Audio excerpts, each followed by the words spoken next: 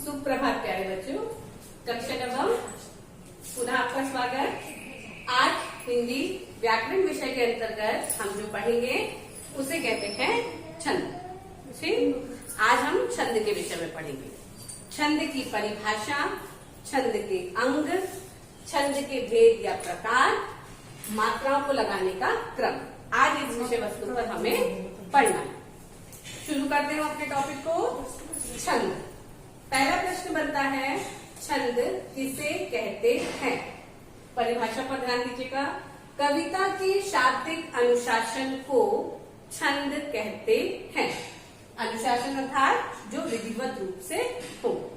कविता के शाब्दिक अनुशासन को छंद कहते हैं। हमने हमारी पूर्व कक्षाओं में भी पढ़ा है कि कोई भी विषय वस्तु अपने अंगों के साथ में परिपूर्ण होती है। छंद के अंग आपको ब्लैक बोर्ड पे दिखाई दे रहा है। छंद के कितने अंग हैं? 6।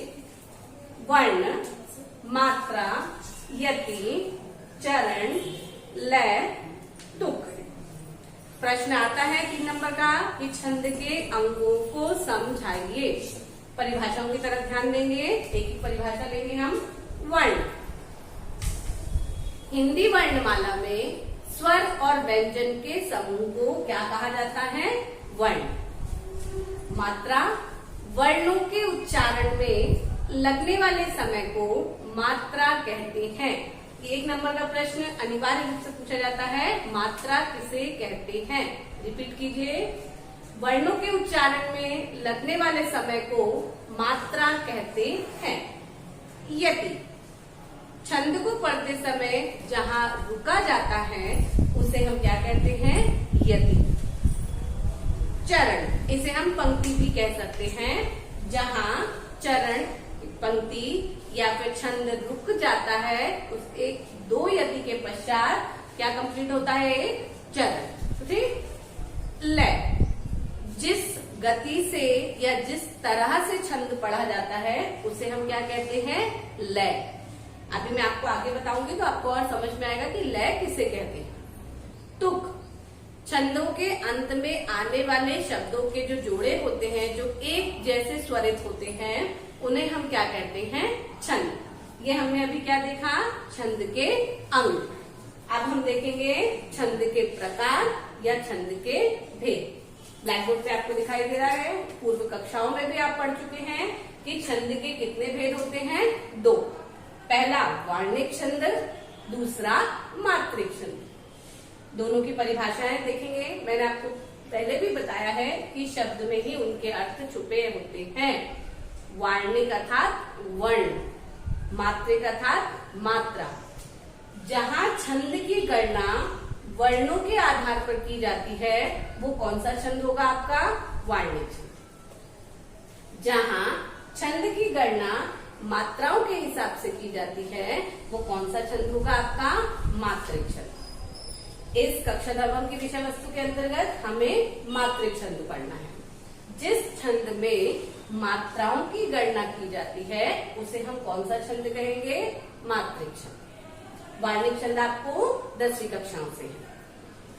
मात्रिक छंद के अंतर्गत जो 2 छंद आपको इस साल पढ़ने हैं, पहला दोहा और दूसरा चौपाई।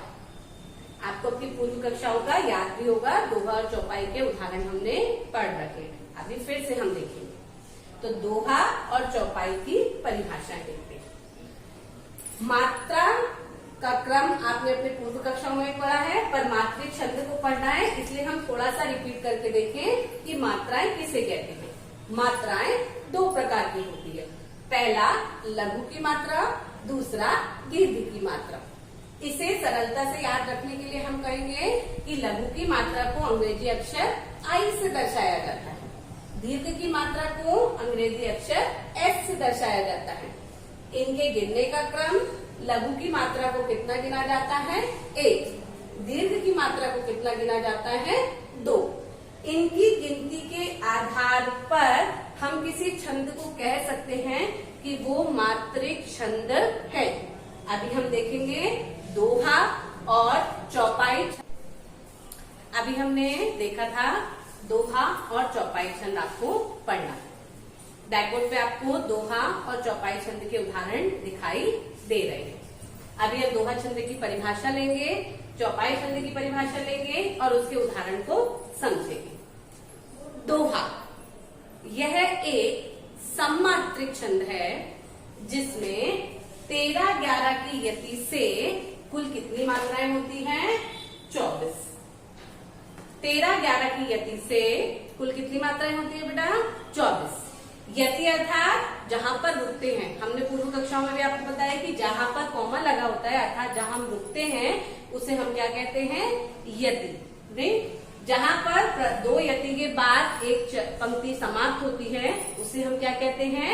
चरण। अर्थात 2 यति से मिलकर क्या कंप्लीट हुआ? आपका एक चरण। फिर हमने आपको बोला है कि दोहे के बहुत सारे उदाहरण आपने सुन रखे हैं। सबसे सरल उदाहरण याद करने के लिए आपने प्राचार्य जी द्वारा कई बार सुना है ये दोहा।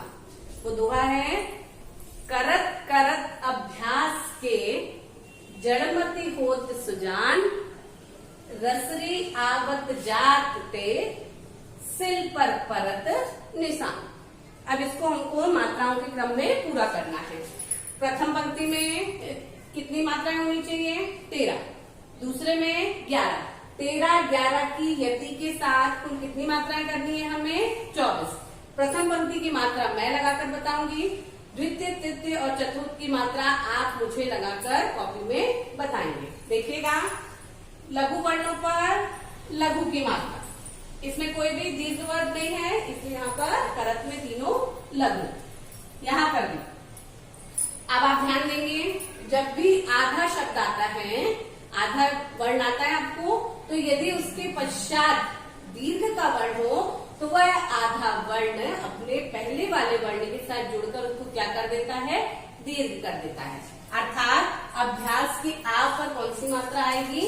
दीर्घ की। या पर दीर्घ की, सा पर लघु की, के पर लघु की। अब इनको गिनेंगे हम, 1 2 3 4 5 6 7 8 9 10 11 12 13। पहली यति में कितनी मात्राएं हो गई आपकी? 13। ऐसे दूसरे, तीसरे और चौथे में आप लगाएंगे, आपको यहाँ पर मिलेगी द्वितीय चरण में 11 मात्राएं, तृतीय चरण में 13 मात्राएं, चतुर्थ चरण में 11 मात्राएं। 13-11 की यति से कौन सा छंद कंप्लीट होगा? आपका दोहा। अब हम चलते हैं हमारे चौपाई छंद की तरफ। चौपाई छंद का उदाहरण है कि इसमें कितने चरण होते हैं? 4। इसमें 4 चरण होते हैं। इसमें आप ध्यान दीजिएगा, हमने लास्ट में पूर्ण विराम लगाया, यहाँ पर यति नहीं है। ये चौपाई छंद को समझने का तरीका। इसके प्रत्येक चरण में कितनी मात्राएं होती है? 16। ठीक। आप और हम दोनों हनुमान चालीसा पढ़ते हैं। हनुमान चालीसा में शुरू में जो लिखा रहता है उसे कहते हैं दोहा। जहां से शुरू हनुमान चालीसा लंबा हम पढ़ना शुरू करते हैं, वहां से क्या शुरू हो जाती है? हमारी चौपाई। देखिए, आपको याद भी है, बिल्कुल सरल उदाहरण जिन्हें आप भूलेंगे नहीं और परीक्षा में ये प्रश्न अनिवार्य रूप से आएंगे आपको। तो चौपाई छंद का उदाहरण जो हमने लिखा है, जय हनुमान ज्ञान गुण सागर, जय कपीश तिहु लोक उजागर, राम दूत अतुलित बल धामा, अंजनी पुत्र पवन सुत नामा। ये किसका उदाहरण हुआ? अभी हमारा चौपाई का। प्रत्येक चरण में हमें कितनी मात्राएं लगानी है? 16। आइए मात्रा लगाकर देखते हैं। जय हनुमान ज्ञान गुण सागर। अब हमें गिनेंगे कितनी मात्राएं होनी चाहिए हमारी? 16। 1 2 3 4 5 6 7 8 9 10 11 12 13 14 15 16। प्रथम चरण में आपकी कितनी मात्राएं हो गई? 16। इनकी अगली 3 चरण जो है उसमें मात्राएं आप लगाएंगे। आप लगाकर मुझे मात्राएं भेजेंगे। तो आज आपके पाठ्यक्रम में हमें कौन कौन से छंद पढ़ने थे? दोहा और चौपाई। दोहा छंद की मात्राएं 13-11 की यति से कुल कितनी मात्राएं? 24। चौपाई में प्रत्येक चरण में कितनी मात्राएं? 16। इस तरह से आप एक उदाहरण और भी अनेक उदाहरण लेकर आप उस पर मात्राएं लगाकर अपना अभ्यास स्वयं करेंगे। तो आज हमने क्या देखा? छंद, छंद के अंग, छंद के प्रकार, मात्रिक छंद के अंतर्गत 2 पाठ्यक्रम के छंद आके दोहा छंद और चौपाई छंद, ये उसके विधिवत उदाहरण। इसके साथ जो पीडीएफ दिया जाएगा उसमें आपके लिखने की पूरी विषय वस्तु होगी। सुस्पष्ट सुवाच्य लिपि में कॉपी में लिखकर मुझे सेंड करेंगे। धन्यवाद।